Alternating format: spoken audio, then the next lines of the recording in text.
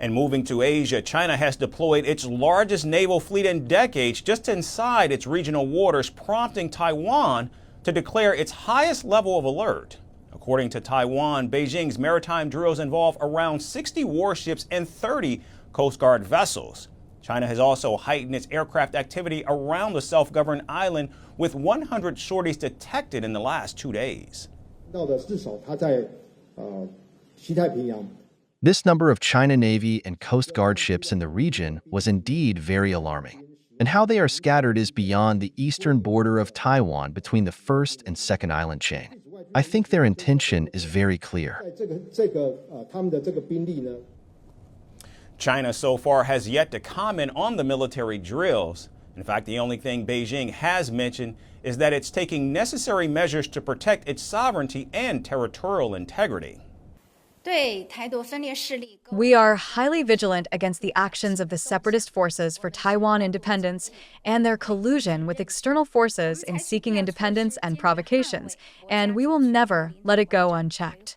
We take the necessary measures to resolutely defend country's sovereignty and territorial integrity, safeguard peace and stability of the Taiwan Strait, and safeguard the fundamental interests of compatriots on both sides of the Taiwan Strait.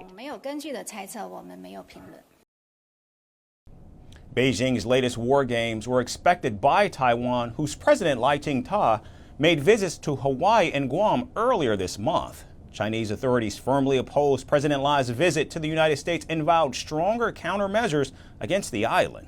Meanwhile, Taipei says overseas trips are customary for the Taiwanese leader, and they should not be an excuse for Chinese provocations.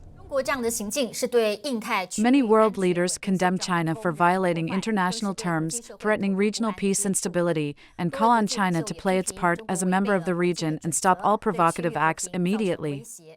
It is customary for the president to make overseas trips. Taiwan's normal exchanges should not be an excuse for Chinese provocations. Our military is closely monitoring the situation and will be able to react accordingly to ensure peace. Meanwhile, Secretary of Defense Lloyd Austin said Washington is committed to helping Taiwan against China's intent of capturing the territory.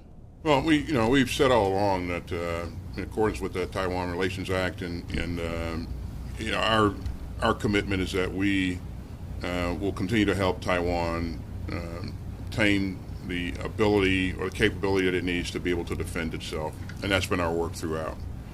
We don't want to see any kind of unilateral change to the status quo in the Taiwan Strait. We've been very clear about that as well. Taiwan lives under the constant threat of an invasion by China, which has held at least 4 major maritime drills in the last 2 years to press claims over the self-governed island. China also opposes the international recognition of Taiwan as a country and bristles at any contact between Taiwan and the United States. With its latest drills, China is telegraphing how it can, in fact, choke off Taiwan and prevent naval access from outside forces seeking to save the island.